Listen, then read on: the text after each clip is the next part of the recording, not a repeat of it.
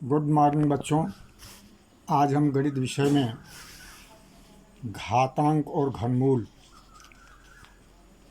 का अध्ययन करेंगे। आप लोगों के पास पुस्तक है प्रश्न संग्रह 3.2।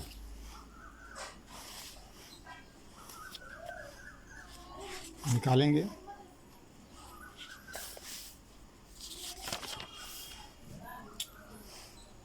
और उसका हम अध्ययन करेंगे। तो सबसे पहले मैं इसमें बताना चाहता हूँ कि पहले हम लोग पिछले प्रश्न संग्रह में घातांक किसे कहते हैं, आधार किसे कहते हैं, इसका अध्ययन किया है। अभी इसमें देखिए आप, पहला प्रश्न में निर्देश दिया है निम्नलिखित सारणी पूर्ण करो, और इसमें संख्या को एक उदाहरण भी दे दिया है। 225 घातांक 3/2 दिया है।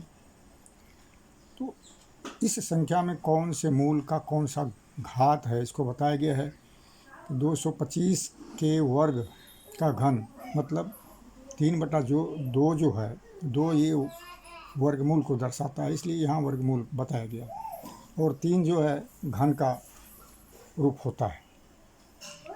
फिर कौन से घात का कितना मूल है, इस कॉलम में उसको समझाया गया है कि 225 के घन का वर्ग। मतलब इसी चीज़ को हम दूसरे भाषा में कैसे लिख सकते हैं, इसको बताया गया। दोनों चीज़ एक ही है कि हम एक ही चीज़ को इस प्रकार दी गई संख्या को किन किन रूपों में लिख सकते हैं।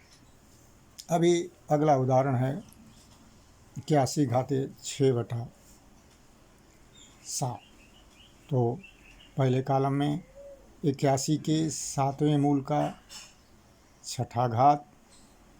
फिर इसी को हम इस प्रकार लिख सकते हैं 81 के 6वें घात का 7वां मूल। अगला है 100 घाते 4/10। इसको हम लिखेंगे पहले कॉलम में 10 के, यह जो है 4/10 है, तो इसलिए यहाँ 100 के 10वें मूल का चौथा घात। फिर दूसरे कॉलम में वही चीज़ परिवर्तित हो जाती है। घातांक जो है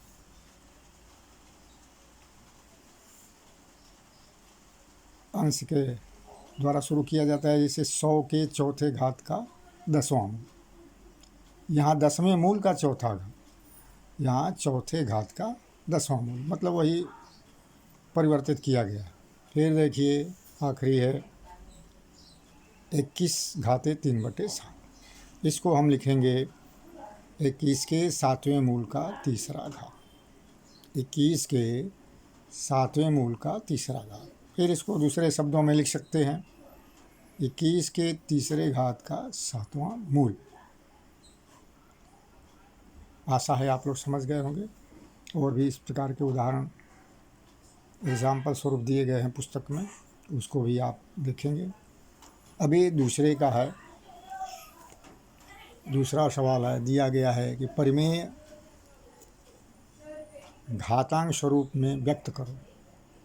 पहली संख्या है 121 के 5वें घात का वर्गमूल। तो जैसे ऊपर था इसको शब्दों में लिखना था, अब शब्दों में दिया गया है उसको घात स्वरूप लिखना है। तो 121 के 5वें घात का वर्गमूल मतलब 121 के जब स्वरूप को बदलते हैं तो 121 घाते 5/2, मतलब 5वें घात का वर्गमूल मतलब 5/2 हो गया। उसके घातांक पर लिखेंगे। अगली संख्या 324 के चौथे मूल का घन, अर्थात 324 घाते 3/4,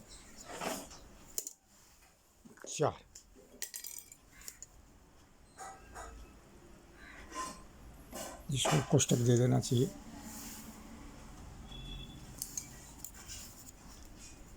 अभी 264 के वर्ग का पाँचवां मतलब ब्रैकेट में लिखेंगे 264 घाते 2/5 मतलब 264 के वर्ग का पाँचवां मूल हो गया। ब्रैकेट में कोष्टक में 264 के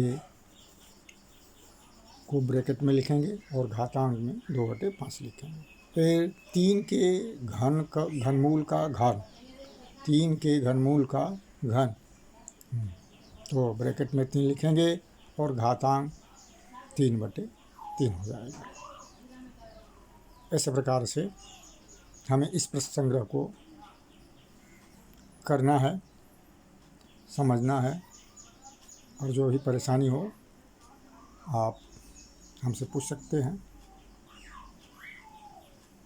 अभी आप अपने नोटबुक में स्वतः इसको करिए और जहाँ समझ में नहीं आता है PDF भेजा गया है उससे देखिए, उससे भी समझ में नहीं आता है आप पूछिए।